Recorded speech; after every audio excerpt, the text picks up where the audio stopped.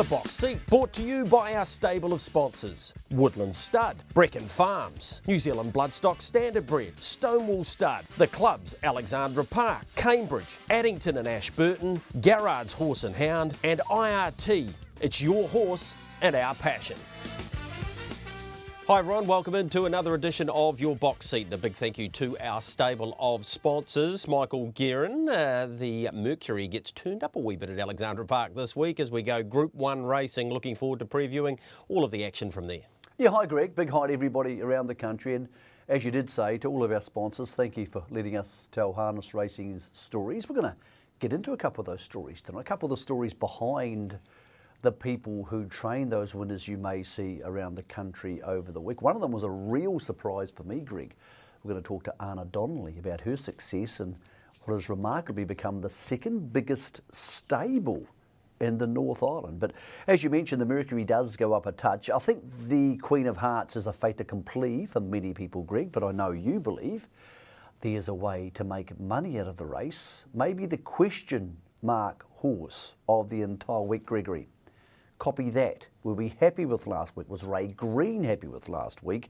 Is this a statement race for him, the Lincoln Farms Franklin Cup?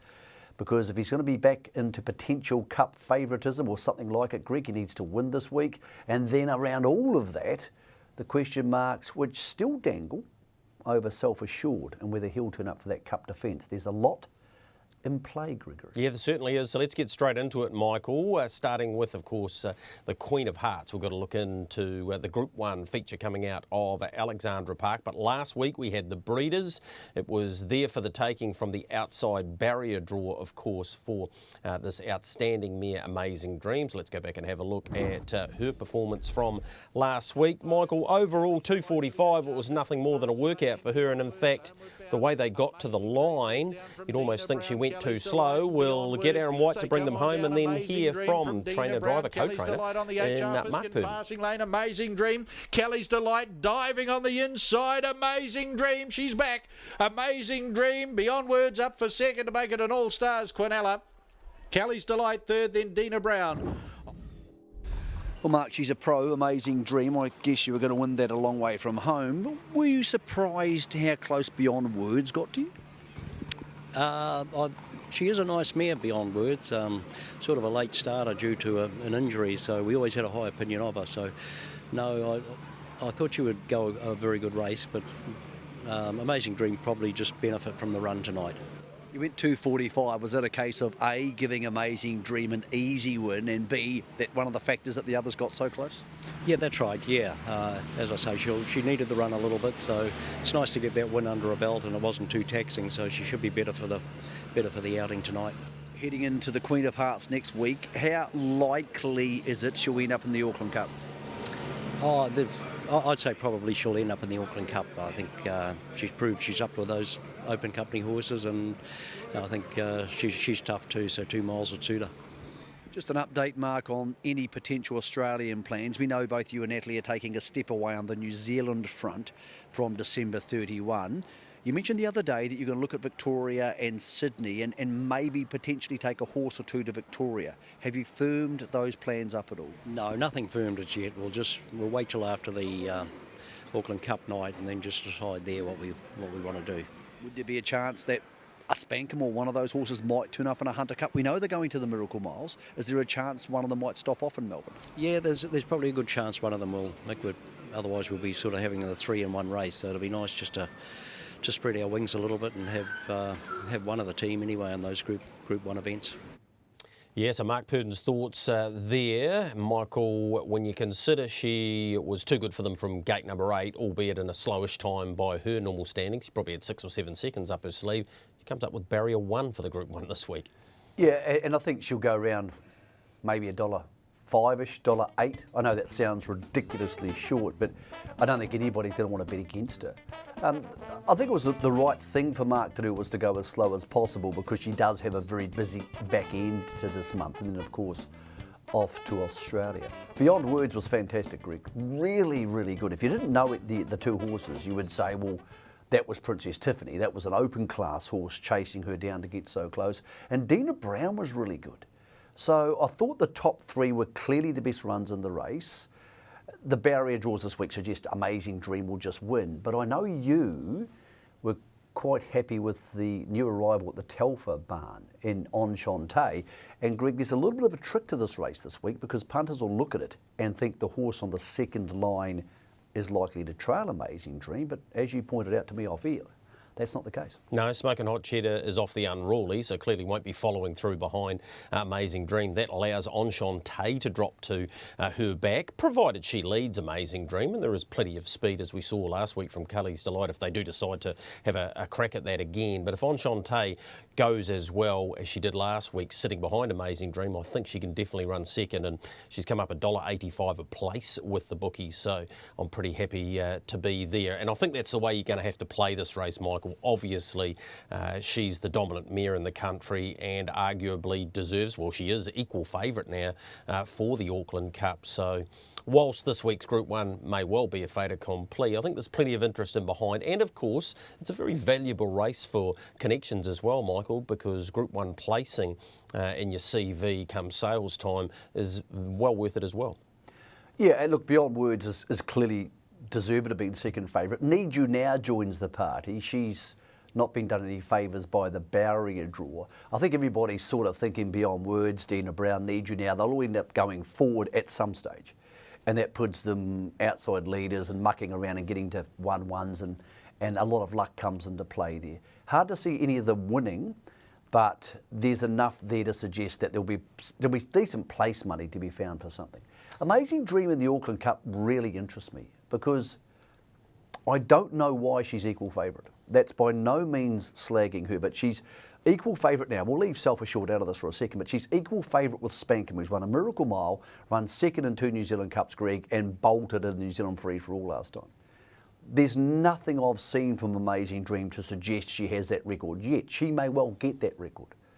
But mares in cups in the last 20 years, Adore Me, Mainland Banner, it's a pretty short conversation. It's not a long conversation, is it? I do think she's special though, Michael, and I do think the 2 miles will suit her. And just a wee thing echoing in my ear from Natalie Rasmussen after the New Zealand Cup. Yes, he's finished second in 2 of them, just not totally convinced, she wasn't, that he's a genuine 2-miler. But he might not have to be, Michael. He might get away with it because the depth this year, when we get into the Franklin Cup, we'll see basically the Auckland Cup field and probably minus Self Assured. So, yeah, I'm understanding what you're saying there. Well, also the standing start, Greg. Yeah. She's a very sensible horse, so you would expect her to be good from a standing start. Yeah. But Adore Me was a sensible horse too, and she blew a Hunter Cup standing start. So I think there's a lot of things in play there. We'll talk about that in a sec. Yep, we certainly will. Let's go to the Caduceus now and have a look at last week's final heat in the Sires Stakes with Better Twist. She made it 2 heats with a pretty awesome performance again. She's outstanding, there's no question about that. When she finds the front like this, Michael, she is very, very good. Again, we'll get your thoughts off the back of Mark Purdon's around this outstanding filly. To go. Better Twist and Darling Me, they lead by 3. Enjoy Me. Better Twist, Darling Me on the outside. Better Twist and Darling Me, a great tussle, but Better Twist a half on Darling Me. Well, Mark, they're 2 very good fillies, but Better Twist maybe just has a little edge over Darling Me at the moment. I think so, Mick. Yeah, she's tough and very hard to get past. So turning in, I thought she was going to. Darling Me might have just picked her up, but it was pretty short-lived. Better Twist put her ears back and was just too good. It looked from the sidelines like Darling Me was just over-racing a touch at different stages. Was that just her getting a little bit keen or maybe a bit fresh? Yeah, she wasn't too bad, to be fair, Mick. Yeah. Heading forward, Better Twist looks a horse who is going to tough it out in these hard Group 1s and the Oaks races. What chance does Darling Me have of catching up to her? Oh, look, I think the further they go, the better it'll suit Better Twist. So I think when you get talking about the Oaks over 2,700, it'll be right up Better Twist's alley. And of course, Twist and Twill, the mother of Better Twist, was an Oaks winner at Alexandra Park herself. Michael, really interesting this week though, because we see the first of the Mark Jones pair, and they'll both be in the Sires Stakes final. Braveview Kelly in a class race this week, but La Rose is drawn inside Better Twist. It's $100,000. It's with Woodlands. It's the Caduceus Club, and we know what happened in the Harness Million when La Rosa led. She was very hard to get past. Yeah, I agree. You've had two very distinct form lines here. One is the Mark Jones pair in the south, where they've been dominant, and the Mark Purden and Natalie Rasmussen pair in the north, predominantly, where they've been dominant. So you give nothing else a chance, to be completely honest. And then you say, well, where do they all fall together? I think the intent this week is crucial because Darling Me's off the second line, so she probably can't get involved and be a factor in pressure in the race. And she's not that tough yet. So you're saying to yourself, is Better Twist going to sit outside La Rosa and Beta? La Rosa appears a really good stayer, Greg. Would they concede? I would think that was unlikely. Then there's that little tiny factor about Alexandra Park and how she would handle her first start there. I think Better Twist is very, very good. But I also think, Greg, she's still beatable. Now, we may look back on this season, which seems an awfully long way away in June, and say, well, Better Twist was an absolute freak. What were you talking about? But I've seen enough from La Rosa, Greg, to suggest if she gets to the marker pegs, Better Twist is not going to sit parked outside her and beat her up. That's what I thought. What did you make of them head-to-head? Yeah, well, later on in the show, we'll hear from Mark Jones about the way his team's going, and in particular those two fillies, La Rosa and Braveview Kelly. Alexandra Park first up's always a bit of a trap, but she's very tractable, this horse, and she has good early speed. I can see her getting the front, and if you concede in a $100,000 race to a $1.50 favourite, which you're not going to be able to run past, yeah, I just don't see that happening. So yeah, it'll be interesting, and the market suggests $4.80 if you want to take that about La Rosa, or the $1.60 for Better Twist. It's probably not just as simple as those two, but I'd be surprised if the winner wasn't out of those two. Well, I think La Rosa, from what I've seen of her, would go 238, something like that. Yep. Most of these good fillies can go that. Now, if Better Twist is in front of her, well, then she'll probably beat her. But if she's sitting parked outside her, 238's really hard to sit parked on. So I've been thinking all along there's a few more twists and turns to this crop. I'm pretty darn sure now Better Twist is better than Darling Me, maybe just stronger. La Rosa and Braveview Kelly, who's in a support race later on, add another dimension to this. I think it's going to be an incredibly hard crop to dominate all the way through. All right, that's the fillies section at Group 1 level. We need to have a look now at the Alexandra Classic and go back to last week's three-year-old event taken out by American Dealer. What unfolded at the start, Michael, well, wasn't ideal if you backed the horse they really came for, but once he found the front, American Dealer, he was just simply too good again. Shan Noble was good, but geez, he's just a neat little racehorse, this guy. Well, he got the lead, he dictated play, and that's the result. American Dealer wins by a length. Shan Noble, third across, was Mr. Fantastic. All right, that couldn't have worked out any better. American Dealer's come back from Christchurch. You've had a nice, easy kill there. Hasn't taken anything out of him to head into this Friday. No, exactly what you said. It was an easy kill, and I was quite amazed that he was only third favourite. I thought he should be red hot, but however, he's done what we expected him to do. It's a big bonus, even though he's beaten them before, that Krug, and it's all about faith aren't going to be here. You've got a $200,000 race on your back doorstep, and two of the other big three aren't there. Sounds good to me, Mick. How's he holding together? Because he's a little nugget of a horse. He's not very big, and it's been a long season. Look, when he goes in the paddock in the morning, he'll be running, jumping, rolling, playing around. I mean, he's just as tough as old boots, this horse, and he might be small, but he doesn't know that. On the back end of a race like New Year's Eve, because he's so tough, does he keep trucking on for the Derby here? I see a horse who might cop this longer season better than most. I don't see why not.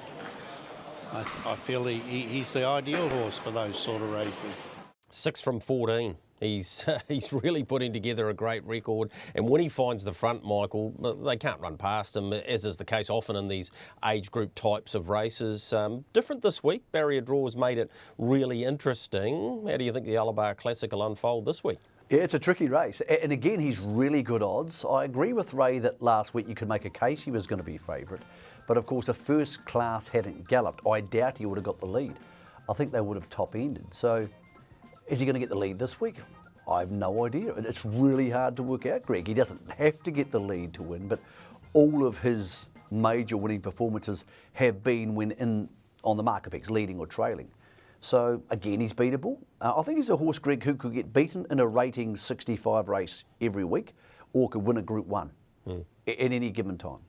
It's a tricky race because first class, what do you make of last week? He was a disaster off the gate when backed more heavily than any harness horse for quite some time, $8 into $2.20. I think Pace and Pride adds another dimension, and of course BD Joe has been in the back end of this early 3-year-old season every bit as good as American Dreamer, so a dealer. So it's an interesting one. BD Joe's probably the key to the race, where he ends up, Greg, if he heads forward, as he tends to do, and tries to lead and wants to stay there. So I think he can win. But again, with American Dealer, at least you know what you're getting. You're getting a consistent, hard-trying, fit horse who gets his chance, Greg. From a punting point of view, I'll wait to see how this market matures. Maybe BD Joe, but there is that little problem. He did have a week off after Christchurch, so he's a lot fresher than most of the main contenders here. Yeah, $3.20 if you want to find out, though, and if he does find the front, as he did in the size stakes final, it's all about faith to run him down, and he fought very tenaciously. I think he's clearly the one to beat this week if he does get to the markers first. Michael, the key lead-up race for the Auckland Cup this year will, of course, be the Franklin Cup this week. Let's go back to last week where we expected Copy That to be winning. He was backed accordingly, but it was his stablemate, Tommy Lincoln, who's another horse that when in front is becoming very, very hard to get past. Ray Green will tell us why as we get Aaron White to bring them home in the Sims Pacific Medals Summer Cup of 2020. Passing lane, it's Tommy Lincoln. Copy That can't get to his stablemate at this stage. Then South Coast Arden, it's Tommy Lincoln. David Butcher's done it again. A magical drive. Tommy Lincoln to get the win over Copy That. Check in for third. All right, first of all, a great Quinella, but were you surprised Tommy could beat Copy That? When I saw him step so well and lead, I wasn't surprised at all because, you know, he's not a bad horse, Tommy Lincoln, and he got away with murder in front, and yeah, I wasn't surprised. Is he an Auckland Cup horse? No, he's anything past 2200 is a bit of a stress for him. He can't handle it, so I think we'll just keep him to those shorter distance races. Is that mental weakness, physical weakness, or the way he likes to race? Who knows? He just doesn't seem to be able to cope with those 2700 metre distances, you know, plus distances. Would he be a horse who might turn up in a Cambridge Flying Mile type race? Well, maybe, yeah. We'll look at that. Yeah, he's obviously, you know, he's going to have to race those sort of horses from now on. So yeah, we'll have to look at those sort of options. Because he's a short course horse, Ray, is there any chance he might go to Australia? It's too early to say. I would have thought he'd been. I'm surprised he wasn't. Somebody in America hasn't bought him. He would be ideal over there. Yeah. Second was Copy That, and the sectionals off the front very quick, so he did a big job. But to the eye, were you happy enough with him? I was really pleased with him. He was parked 3 wide down the back without cover, and he just kept coming. And Morris has reiterated that. He's very happy with the way he went. Okay, so next week and then into the Cup? He's next week into the Franklin Cup, and then Auckland Cup. Yeah. He's like so many horses off the mark, is trying to make up ground on a flying Tommy Lincoln is always going to be very difficult. He was $1.60, $1.65 by the time they jumped last week. He's $3.80 this week, Michael. I think there'll be a few takers of that, but the newcomers, the All-Stars have arrived with Spankham and Ashley Locas, and this is a good contest this week. And really, Tommy Lincoln, you have to pretty much take him out of play because this is 2,700, and Ray clearly made that obvious to all that he struggles at that distance. Yeah, I think they're rolling the dice with him. I think they're saying, let's see if we can maybe get to an Auckland Cup. This is on our back doorstep. It's $47,500. So he adds something to the race because horses like him in South Coast Arden will get up on the speed and run hard. But yeah, but willing to think 27's right at the end of his range for him. By the way, beautiful David Butcher drive on Tommy Lincoln last week. Copy, that's interesting, Greg, because we all know how good he is. We remember the Ashburton Flying Stakes and remember him up against the marker pegs through the spring. But he's been a vastly different horse when he's been in that comfort zone, marker pegs or trail, than he has been to coming wide. Now, there's nothing wrong with that, and he's still only 4. By no means is anybody saying he's not an outstanding horse, because he is. But last week he struggled to run past Chicken. Forget Tommy Lincoln, he was on the front end and freewheeling in good sectionals. He didn't burst past the others. Now, he actually didn't burst past horses the week before at the Pukekohe workouts either. And his sectionals are really good. But I think we're seeing he's not a horse who can just come out and just blow horses away when he has to come wide. And again, he's only 4. Maybe he'll be that horse next season. This week's a different kettle of fish. He's going to be back in the field. Maybe he actually gets the chance to get a toe into the race and pull out at the top of the straight, Greg, and come with just 1 run rather than working 3 wide. Big race for him this week. It's a huge point at his chances in the Auckland Cup, and to whether he is outstanding and should go to Australia and try and conquer, Greg, or whether he's better off staying here and going Messenger, Taylor Mile, Jules and all those sort of things. Big race for him. Spankin, we know what we're getting. Mark Purdon said Spankin worked really well on Monday morning. He hasn't raced at Alexandra Park remarkably for 19 months. The last time he raced at Alexandra Park was May the 3rd last year when he won the Messenger, betting Turn It Up. So he's top pick in the race for me, and he's deserved favourite, but there's enough things in play there, Greg, and the All-Stars have been beaten in enough lead-up races to suggest that he's by no means over the line. Big race this week, huge lead-up to the Auckland Cup, just on Self Assured. We heard the information coming out Monday. Self Assured had a corn, Gregory, in its hoof, and they were doubtful for the Auckland Cup. Rechecked the horse on Tuesday morning. Mark Purdon said slightly better, not making the call yet. He is thinking they potentially could get him to the lead-up race next Friday and then into the Auckland Cup. The one thing I would say about that, Greg, is this. Even if he gets there, it's a mobile start lead-up. It's only 1 race, and that's only 1 race since the New Zealand Cup. So his Auckland Cup campaign, I believe, is still in a touch of trouble. But on Monday night, I thought it was over. I would say now, Greg, it is maybe 20% alive. And this is going to be a different race. Thanks for the information on him. With the likes of South Coast Arden, who missed away there, and he doesn't normally do that. So if he gets towards the top end, we've seen how potent he can be. So often the Franklin Cup can be a bit of a trap race for punters, so you need to bear that in mind, particularly with the likes of Spankin and Ashley Locas coming north and having their first run since the Cup campaign. Another horse having its first run since a Cup campaign is Sunday's Sun, arguably the best trotter in the land, although those in the north will be hoping Bolt for Brilliance can change that. But here he was, Michael, winning the Majestic Sun Dominion, and he could not have been more emphatic than this. On Majestic Man, then Tough Monarch and Heavyweight Hero, but it's a captivating win at Group 1 level once again in the Dominion for Sunday's Sun. He's the best in the land. Sunday's Sun won it, beat home Majestic Man. Third to go by was Tough Monarch, a big effort from the Australian. Brilliant performance from him then. We know how well he goes fresh. We know Alexandra Park's no problem for him. He's an Anzac Cup and Rowe Cup winner, Michael. And this one in the Lyle Creek, I saw a photo of him the other day. I think he's 27, Michael, the mighty trotter, the best trotter that we've seen in Australasia, well, if not ever, certainly in the last 30 years, put it that way. So it's a great race, and this race this week will be interesting. He's drawn inside Majestic Man, who we know will be flying the gate. So how do you see them lining up in the Lyle this year? I'm completely blown away. The bookies have given $1.90 for Sunday's Sun. Jaw-dropping. I think he'll start $1.40. So that's more than double the percentage quote on your profit. You put your dollar in, you're getting 90 cents on the dollar back. I think you should be getting 40. The only question is whether he'll handle the bends and trot all the way. If he does that, he'll win.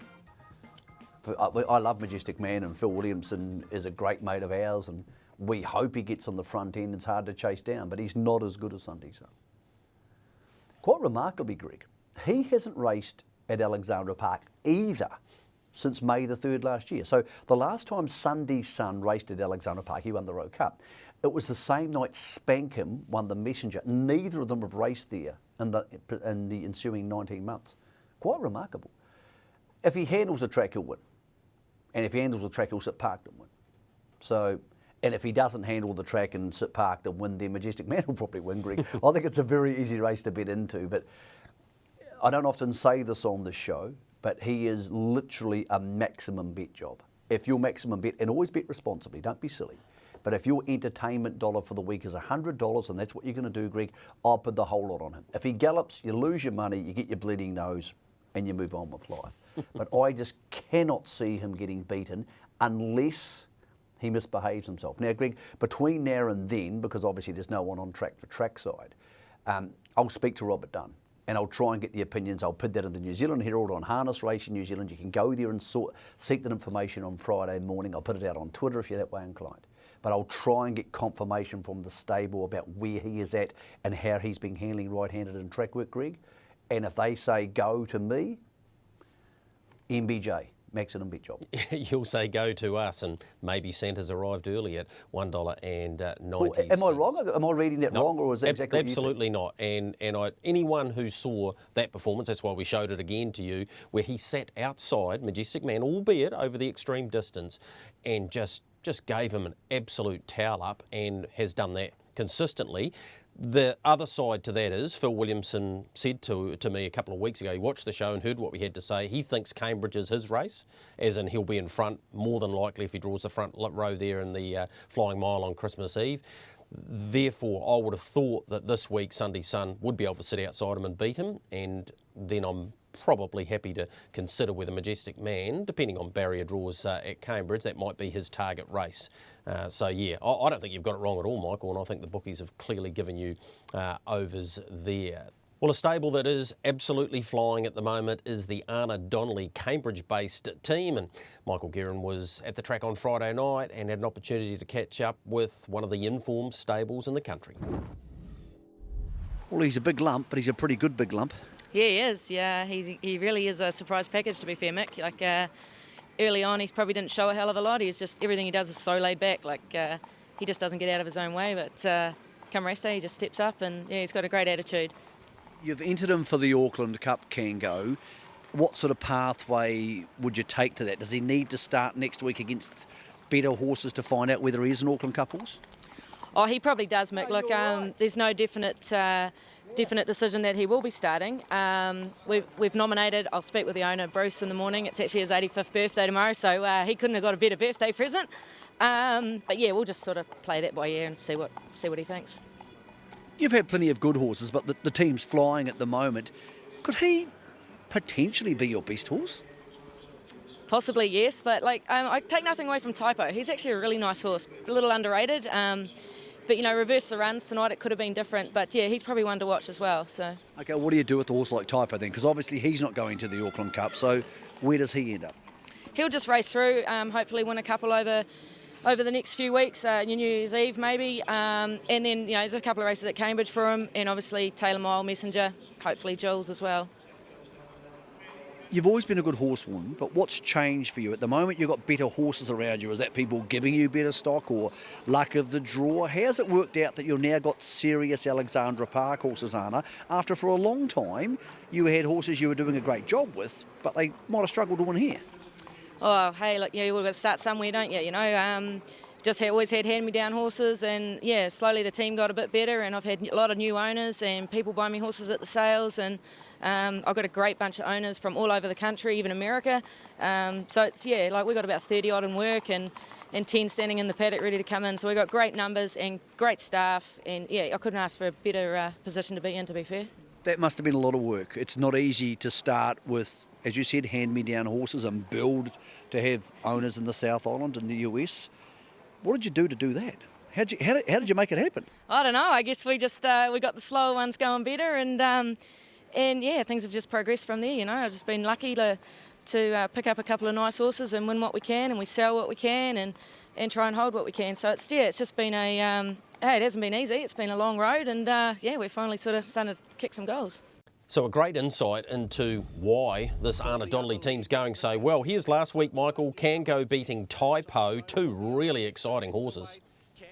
He's a good horse, can go. I think they're really surprised, as you heard from Anna there, about how quickly he's advanced. This week he's on trial for the Auckland Cup, but look, even if he doesn't make it to the Auckland Cup, he's got an array of options, maybe Easter Cups later in the year. And Taipo's a very good horse, as we saw. Outlaw Man here is beating Aladdin. Now, Aladdin's run third in the Sire Stakes final, so you would have sworn Aladdin was going to win this. But Outlaw Man, again, a horse who's just tough and fit and hard. Greg, you mentioned a key word there. You said this is how the Anna Donnelly stable works. Well, that's what they do. They work. She doesn't have the advantage of huge money owners. She doesn't have the advantage of having a legacy of a big spending family behind her. She's from a harness racing family, of course, but they've had to work. And she's a very popular person in Northern harness racing because everybody's known Anna since she was a kid. And when you see people you've known that long get to this level, where Greg, I don't know this for sure, but she's close to the second biggest stable, probably third behind Ray Green and Steve Telfer for numbers. She's got 30 horses in work and 10 in the paddock. So Hurley and Barry Purdon would be around that number, but Telf and Ray would be the only people with definitely more horses than that. Maybe Josh Dickey's getting close to that number. It's a big stable, Greg. It's a big stable, and it's being built from the bottom up, and they've had to work really hard. She engages people on social media. Her horses look fit. She's smart enough, Greg, to put good drivers on them. She's taken a step away from the sulky herself a few years ago. There's lots to like about the story, Greg, and that point of difference and that female strength that comes with that, Greg, all really positive things. I've got nothing but respect for what they're achieving down there in the Waikato.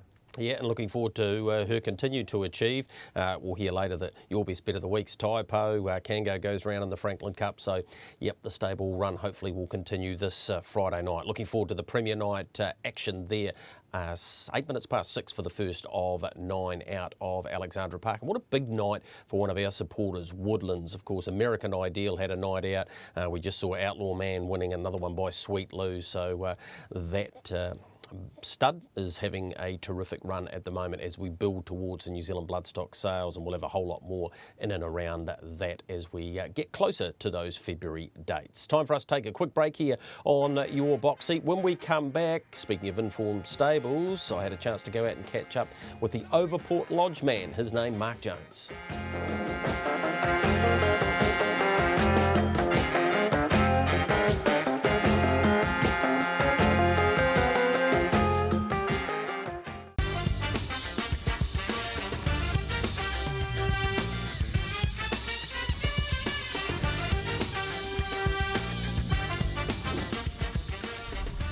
Mark, since COVID, you've had a pretty good run.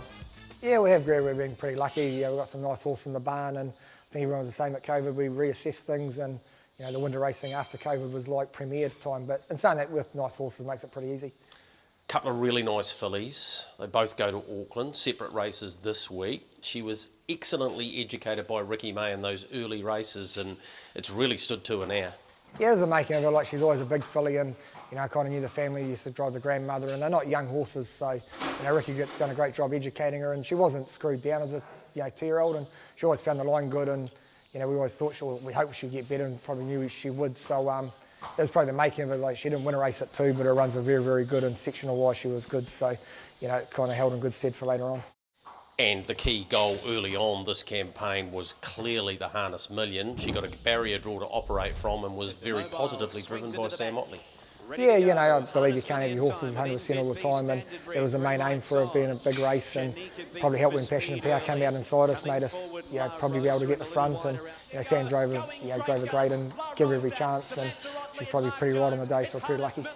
She was good enough. We'll get to Braveview Kelly in a moment to sit outside that filly for the last 600 metres in one of the Sire Stakes heats, and gee, she was strong to the line. Yeah, it probably surprised me a wee bit to be able to sit outside Braveview Kelly and beat her, and they just showed like she is quite a tough filly and can stay a fair bit, so Sam made the right move at the half to come out of the 1-1 and put her in a position to win the race, and the last 50 was pretty strong, so it was pretty pleasing to see. What about right-handed? You clearly wouldn't go north unless you thought she'd handle it. How's she been at home? She seems good that way. Like, you're probably expecting to hang a wee bit first up that way, but as a rule, she's pretty good as a rule working that way, and done plenty of work before she went up, so I don't think it'll be a concern. Braveview Kelly, developed by Tony Stratford. He's a good horseman, isn't he? So you had a ready-made product in many ways. Yeah, not many come in the barn like her, like the job that Tony done with her down south. She looked amazing when she come in. You know, what she'd done down there, she shows she's a very, very good filly. So, it's probably pretty hard on Tony to lose it because he did deserve to keep it, but it's hard with all the travel and, it's the owner's decision. So, I'll probably learn a lot off the horse from Tony and change a few of my training methods after seeing what Tony does. So, he deserves all the credit. We just get the easy job now. What about her at Alexandra Park? It's been a really steep learning curve. She was excellent beating at Ashburton in the sire stakes heat. How has she come on since then? Yeah, she seems good. So I thought she probably should have won Addington last start, but La Rosa was too good for her, and even though she led, she should have been able to probably win it. But I had been easy on her since Ashburton, and knowing she had the trip up there. So I'm pretty happy with her in Auckland. She's working good. She seems good that way around, probably a bit better than Addington, and she is very fast, and she showed last week she's got gate speed, and she can lead if she has to, so she's a pretty adaptable filly. All right, their main target this time in is the 31st, the Sire Stakes final. Something that I'm sure you're excited about, going head-to-head with the All-Stars fillies. Yeah, well, that benchmark, what they've shown in their races are, Better Twist definitely seems the best one, and the Sweet Lou filly's not far behind it, and they're tough, they got speed. But in saying that, I think we're closing the gap on them, and we should keep getting better, but they will too. So it'll be good racing, and it comes down a lot to draws. I think whoever draws inside who will probably park the rest of them, and the best horse wins. But it's exciting to take them on, and with that money you got to be there. There's no money sitting at home in the box, so we'll give it a best crack anyway. These two, La Rosa and Braveview Kelly, where do they sit amongst the good fillies you've had? Because when I go back through them, you've had some stars: Tally Me Canique, Crystal Duke, Rocker Band, of course, a Group 1 winner of the Jewels, Delightful Memphis. The list goes on and on. Yeah, we probably have had a pretty good run of fillies. Probably better run on the track than off the track with them, really, Greg. But these ones are pretty good. The breed's just getting better and better, and when they're betters the light out of the mares that they are, they are pretty good. They've still got to get the record of the other ones, so it's hard to compare them. But of their year, they're probably two of the top 4 fillies so far. Fillies are funny; you'll get new ones come along as the year goes, but halfway through the season, I think Purdon's 2 and our 2 probably seen the benchmark so far. And of course, the other filly who I haven't mentioned, now Mia Stylish Memphis, she's been excellent this time in, but she keeps coming in against a pretty smart one. Yeah, I knew when Mark and Melly took Stylish Memphis Tozzy, I asked him about how she compares to Amazing Dream, and he was pretty blunt and honest and said that Amazing Dream would sit outside and beat her. So we're happy to have that filly in the barn. She does a good job and tries hard, and she's got a Group 1 in the bank thanks to Mark and Natalie, and she'll carry on and do a good job. But she's a very good filly, but that's Amazing Dream just a bit better. What's her plan at the moment? Where will we see her next? She'll head to the Green Mole, fresh up, probably need the run, and then free for all at Addington on the Friday after that, and then all going well, head back to Omakau for the race down there, and hopefully get a bit more luck for Ricky than he did last year. So it's there's a long way to go to take on Amazing Dream in Auckland. She's just better than us, so sometimes small fish are sweet, so we'll do our best down here. That southern sojourn, it's become part of your program. How many are you likely to take down there this campaign? It'll probably vary between about 4 and 12. All the owners like getting down there, and it's great with the Southland hospitality, and it's good racing, and it's a working holiday, but you do get a break, and the weather's normally good. So we've got a few maidens head down there that it should be pretty competitive, and it's a good trip by all. As an individual, you're honing in on 600 training wins when you started back a couple of decades ago now. I guess that was a figure that you probably never really dreamed of, but you've got there pretty quickly. Yeah, we're pretty lucky. We had a couple of pretty real good seasons when Blair was driving for us, and we concentrated on training. We had big numbers, but we've really cut the numbers back now, so they probably take a bit longer to get there. But probably the biggest thing, we sell so many horses, is we probably could have gone close to a lot more than that, but it's we do sell a lot. But 600, you probably wonder where they all come from, but there's been a few horses through the barn in that time, and a lot of good owners and that, so we're pretty lucky. You've had a few other wins and training partnerships. I've got to ask you about that. You've had a couple of cracks at it now with Aaron Goadsby, with the Australian stable, of course, and with Brendan Hill here. Are you just better off on your own? Is that what the Mark Jones modus is going to be going forward? Yeah, I'm probably one that likes to try things, Greg, and give everything a go, and happy to work with people and give people a chance. But it's kind of, the Aussie one was very successful with Aaron, won a lot of races and that, but just the supply of horses run out, it's hard to send them over there with the cost and that. And then the Brendan Hill one was successful, while it lasted, and it was pretty good. But just having the 2 places was very hard, and if we had one place, it would have been a lot easier. But it's probably one thing it did do. It gave me a real wake-up call to pick my own game up and what I kind of learned in that. So it's kind of a challenge, new challenge once I went back on my own to kind of prove that I can do it, and the results have been pretty good since. Mark, you mentioned before training philosophies and changing and ever evolving. What's different between Mark Jones starting out as a trainer to the trainer you are now, and is it always changing?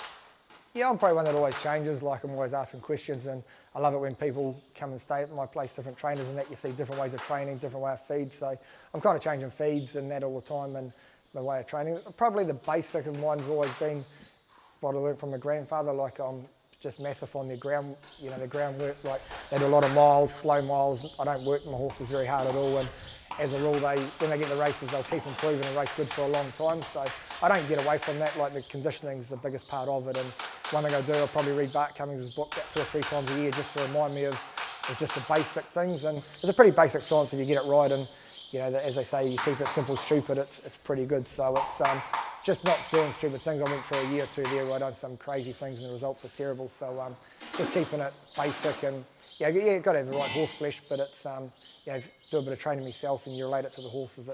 It's pretty basic to work out, but it's they've got the conditioning work we can carry on to improve with. Mark, still the best horse you've trained, don't think there's any doubt, has been Master Lavros, his close relation, Majestic Lavros. Where's he at? He's probably the same program as Stylish Memphis. He'll head to Methven and there's a run there in Addington, the free-for-all, and head down to Omakau at Christmas time there. So Kipros and the family like to get down there, and he's Sunday Sun's the best trotter around, but he's one coming through, and when he's right, he is pretty good. So found a few niggling things after show day and that. So hopefully we'll see an improved horse, which I'm sure we will. So a good insight there from Mark Jones, very much an in-form stable. Another short break for us. When we come back, we'll wrap it all up as we build towards another very important weekend in harness racing.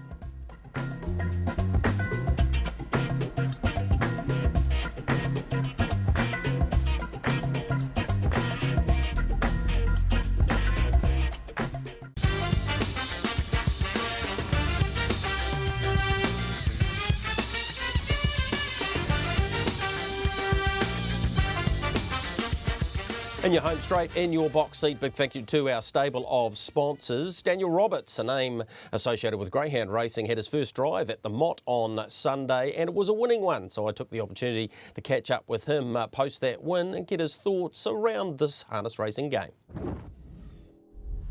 Dan, when you've trained over 70-odd greyhound winners, people will be thinking, well, what's up with this harness caper? I just can't get enough of the old driving in the cart. It's just such a great thrill, and ever since I did it for the first time, it got me hook, line and sinker. Tell me about that. I believe it was at our man Coaster, John House. Yeah. The old man took me around there when I was about 15 odd, I think, and he put me straight in the cart. I remember old Tommy Williamson, I think he sat on the side of the shaft there, and we went round and round, and then he jumped off, and I just continued on for a couple more rounds and come in, and then that was that. You did a bit with Coaster, and obviously have spent the majority of your time with Chris McDowell. Good experience. He's a pretty good horseman. Yeah. Coaster was great. I definitely learned a lot from him, and then a few other stables in between as well, like Ken Barron, and ending up at Chris's was great. He's been excellent and great to learn off, and he's been great to work for, and he's been really good to me over the years. So. One drive, one win. We'll talk more about that in a moment. What about the time it took you to get your licence? I think there's a bit of a story here. Yeah, I actually had the old memory pop up on Facebook a couple of weeks ago and it was my first workout drive. That was 3 years ago at Methven, and so it's certainly been a long time coming. I probably should have had it a year ago possibly, but I was a bit slack with the old cadet work, which has let me down. But I have to give a big thanks to Natalie and Georgie for helping me get across the line there. Right, so you got it on Tuesday. Safe Zone had a start at Geraldine, went very well, was placed. When was it decided that you'd take the hoop there? It was sort of Dad's been building up a team of horses ever since I've been working towards getting my juniors to try and help me when the day finally came. So I guess it's always been there that I'd drive them, and I feel a bit bad for poor old Johnny Morrison because he did so well with her at Geraldine, and then to sort of get the flick when she was ready to obviously win on Sunday at Mott. Well, you got a beautiful run in transit. Talk me through the race because you ended up in the executive sit, the 1-1. Yeah, I was a bit nervous days leading into the race because looking at the field I sort of thought that the ones to beat were all drawn inside me and that I could get hung out to dry and left out parked or something like that. But and then just got lucky enough to find a bit of cover and going down the back straight I sort of thought, well, I've had a pretty easy run, I could be a decent chance here. But Pretty special day for the family because, of course, your father's partner, Ange Washington, it was her first win as well with Safe Zone. So I'm picking coming back. You would have been pretty excited. yeah, there was just I felt a massive sense of relief come over my whole body. I still felt a bit sick actually, but yeah, just huge relief. Righto, what happens going forward? Because things have changed. You're not with Chris McDowell now and you're helping your brother out train the greyhounds. So what's going to happen in the future? Yeah, I still don't know, and I've been up late last night thinking about everything. And obviously, it wasn't ideal timing to sort of leave Chris's and take a more advanced approach into the dogs. But I know it's just one of those things at the moment, and I'll have to think about it some more and see where we go in the future. All right, you're batting at 1,000%, so good luck to you there. What about availability driving-wise? Anyone wants you on for a junior, you're our man? Yeah, for sure. It's hard to work around the dogs, but if someone wants me on, I'll find a way and we'll be there. Now, I've got a question from a viewer. Well, it's actually from Michael Guerin. I wouldn't call him a viewer. The differences in training greyhounds to horses, barring the obvious one being the size, the feed and all that sort of thing. Yeah, well, obviously they're a lot more like pets than probably horses seem to be, and some of them they're big teddy bears really. They just need a lot of love and affection and that, a bit of TLC, but they probably don't need to be worked as hard as horses as such. Horses do take they need a lot of miles under the belt to be race ready, but dogs probably don't seem to take as much. But TLC is the main thing. You just got to keep them happy and keep them enjoying what they're doing. So a great start for Dan Roberts, a name I think we're going to hear a little bit more of. It is, of course, approaching yearling sales time. The sales in February, both in Auckland and Christchurch. Michael Guerin had a chance to catch up with James Jennings around those. So let's hear what the build-up's like to the 2021 sale.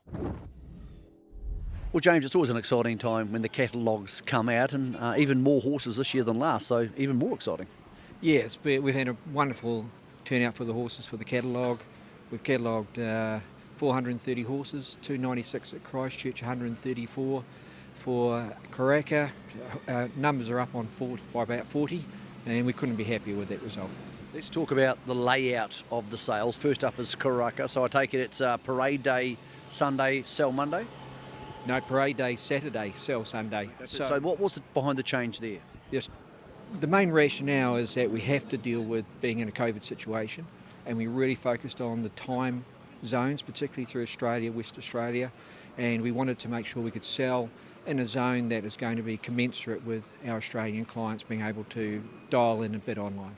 Okay, we saw that at the Ready to Run galloping sales. You didn't start till 1 o'clock, so when are we going to start these sales? The Sunday for Karaka starts at midday. Christchurch for the trotters is not till 3 o'clock. And then on the Tuesday and the Wednesday, 1 o'clock starts. Okay, so the trotters sell Christchurch when? They sell on the Monday afternoon. And what we're doing is we're actually parading the horses for each day on their day. So rather than having one big parade at the front. Well, this is your third attempt at the standardbred sales, James. It must have been a strange transition going from gallopers to the standardbreds, but are you getting your head around what a good standardbred looks like? Oh, look, we certainly are, and we're looking forward to getting out and doing some more inspections. Cam and I are out next week starting to look at the horses again, so we can get some notes under our belts for any of our clients that want to get into contact with us.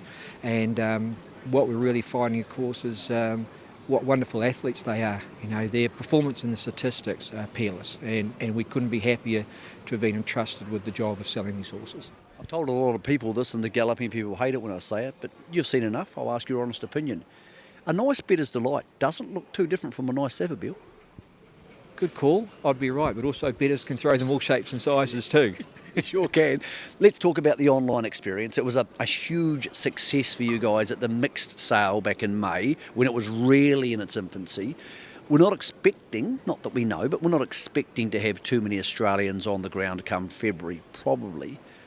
How confident are you that your website, which is now significantly more advanced, can hold up and do the job it needs to do?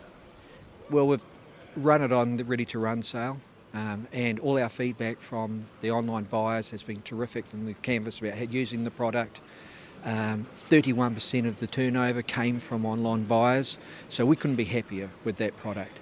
We've also rolled out the new Standardbred website, so there's far more content and delivery there. We're really pushing hard with our vendors and consigners to get good photos and good videos so that people who can't attend the sale have the opportunity to look at some really good horses. That seemed to be crucial during the thoroughbred ready-to-runs, that the standard of video and the quality of the horses actually moving. I was saying on this show recently it's important to try and get that video. Is that something our vendors need to be very aware of the fact that a lot of these buyers potentially may not be here?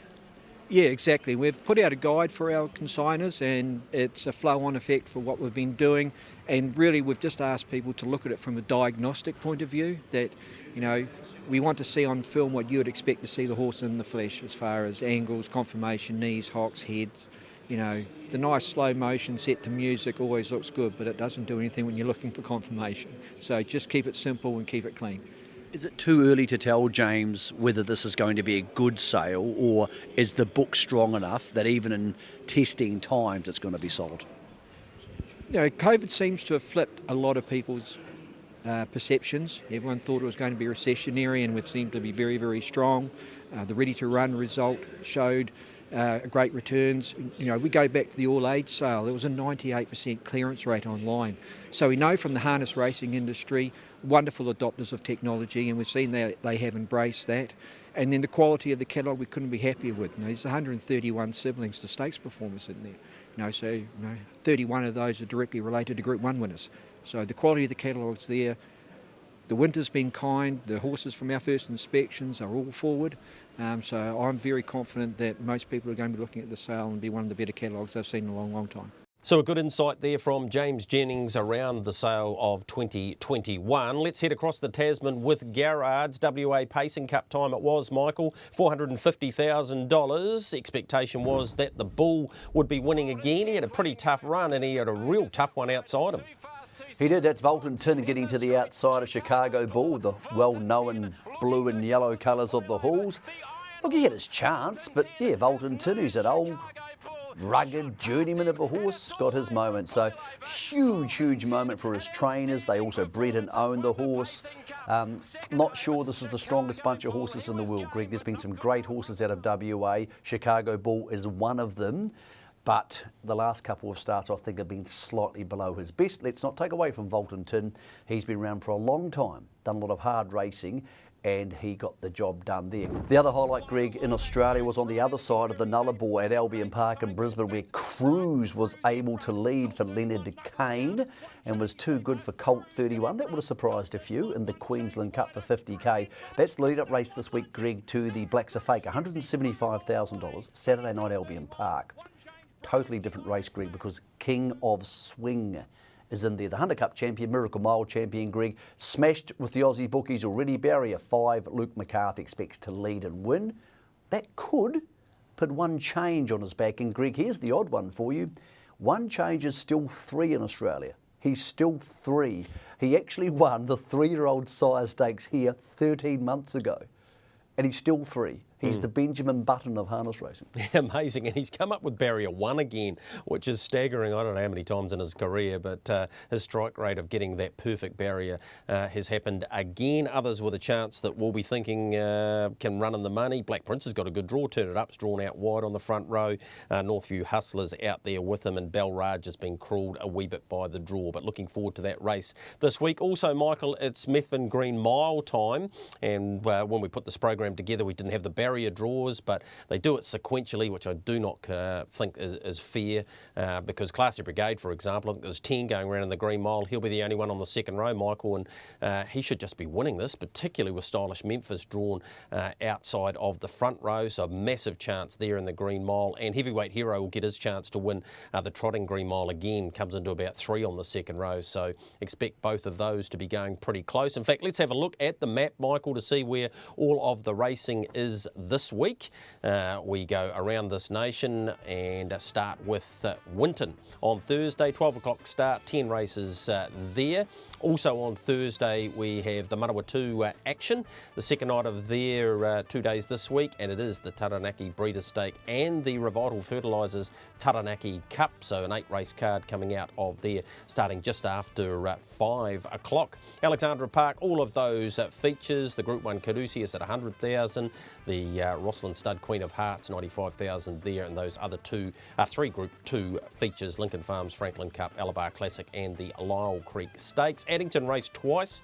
Christmas at the races, the key there, and they have an 8-race card actually on Friday night, 5:18. I think they're a bit later than that. They start closer to 6 o'clock, 11 minutes to 6. And then on Saturday night, they have 8 races there, 6:22 the start time there on Saturday night. And it is the big day there for Methven, 11 races, 10 past 12 the start time. Methven, Foursquare, Supermarkets, Pacers Green Mile, and the Fast Track Insurance Trotters Green Mile there. And Forbury Park next Wednesday have a 9-race card starting at 4:53. Michael, that's a look at where we are racing. Your best bet of the week for us. I think Typo's a pretty good horse. Ran second to a very good horse in Kango last week, Greg. He's up against Braveview Kelly this week, but he has the advantage of knowing Alexandra Park and she doesn't. So Typo for me, Greg. Looking forward to Friday night. It's going to be a lot of fun. As I said, if you want to keep up with the information, hrnz.co.nz, the Herald, all those sort of places will have lots of news to try and point you further in the right direction. Yeah, and on with Endless Dreams. I think she should be really hard to beat. It's about race number 8 at Addington Raceway on Saturday night. That's been your box seat for another week. Appreciate your input once again, Michael. We'll see you in 7 days' time.